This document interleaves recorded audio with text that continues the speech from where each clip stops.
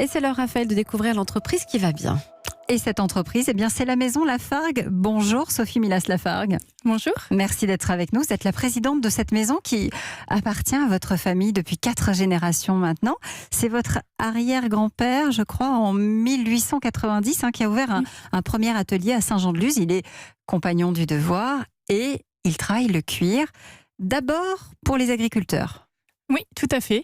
Donc c'est mon arrière-grand-père, notre arrière-grand-père, puisque nous sommes deux à diriger l'entreprise. Avec votre sœur. Exactement, ma sœur Stéphanie. Donc c'est notre arrière-grand-père qui a fondé l'entreprise en 1890. Et au début, il faisait essentiellement des selles, des harnais, des équipements pour chevaux et pour les bœufs également. Tout ce qui était les colliers de bœufs, les tétières, etc. Et très vite, les commandes vont se différencier ou c'est simplement quand son fils vient à la rescousse qu'il a une idée intéressante, justement en s'inspirant des fameux colliers de bœuf? Voilà, c'est ça, c'est en s'inspirant des fameux colliers de bœuf qu'il a eu l'idée assez révolutionnaire à l'époque de faire des ceintures et des accessoires d'abord masculins puis ensuite féminins.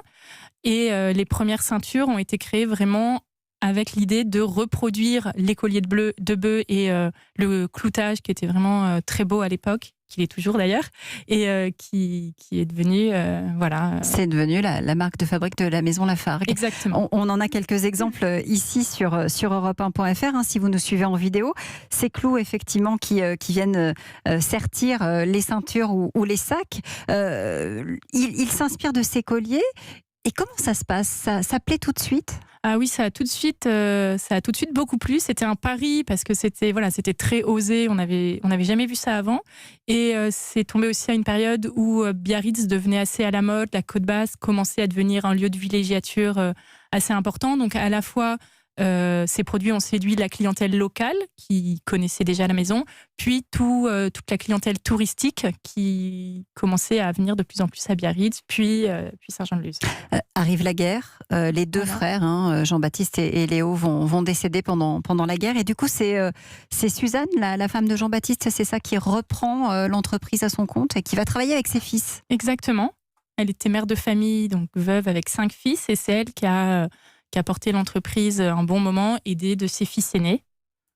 Puis voilà, il a fallu la reconstruire après la guerre et la développer. Avec toujours la volonté d'ancrer la maison dans le territoire, dans le Pays Basque. Oui, absolument. C'est quoi la marque de fabrique aujourd'hui de la Maison Lafargue?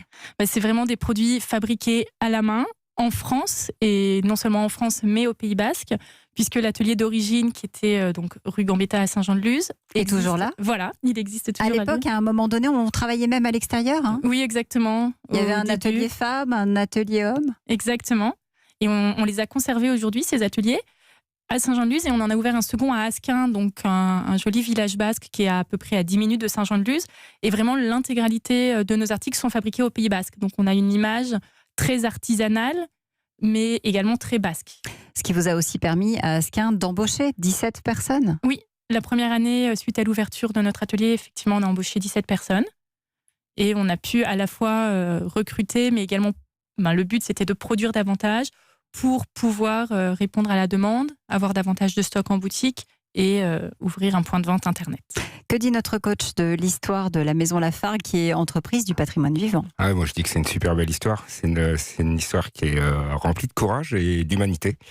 Donc j'aime beaucoup. Et par contre, j'ai une question que je me pose, c'est comment on fait pour résister dans le milieu de la maroquinerie depuis 4 générations, quand on voit le nombre de produits concurrents qui existent? Comment on arrive à résister? C'est quoi votre secret de fabrique? Je pense qu'il y a deux... les principales raisons, je pense, c'est à la fois d'avoir un produit de qualité, avec du coup une clientèle fidèle qui revient et qui, on espère, est satisfaite. Et, voilà, sinon elle ne reviendra pas. Voilà, la qualité du produit, je pense, est essentielle. Et avoir aussi un produit qui a une âme, qui a un vrai ADN et qui n'est pas le même produit que celui qu'on trouve partout. Je pense que c'est un peu les deux choses qui font notre force.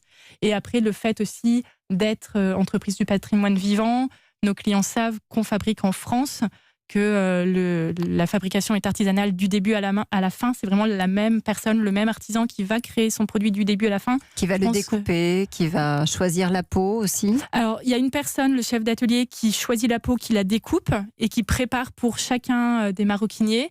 une petite bannette avec toutes les pièces qu'il faudra ensuite assembler. Tous les clous vont être posés un à un à la main. Et le fait que tout soit fait de manière artisanale dans nos ateliers, je pense, fait aussi partie de...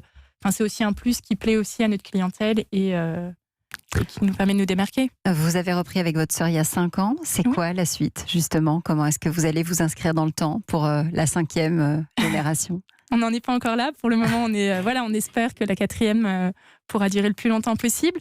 Mais vraiment, notre idée, c'est de continuer à faire vivre ce qui fait vivre aujourd'hui la Maison Lafargue, à conserver vraiment l'artisanat et l'image de la maison, l'image de nos produits, tout en gardant vraiment cette idée de mode aussi, de création, de modernité. Et nous, vraiment, ce qu'on veut, c'est faire perdurer les savoir-faire et s'inscrire en permanence entre tradition et modernité, en conservant des produits qui existent parfois depuis 50 ans et qui plaisent toujours aux mêmes clients et à de nouveaux clients 50 ans après, et en même temps créer de nouveaux modèles qui s'inscrivent vraiment dans l'histoire et qui ont une vraie cohérence. C'est ce que vous faites bien, et je précise que vous avez récemment reçu les honneurs du G7, où les blocs-notes des chefs d'État qu'ils avaient à leur disposition étaient fabriqués par votre maison. La Maison Lafargue, c'est l'entreprise qui va bien. Merci d'être venu nous parler de son histoire aujourd'hui.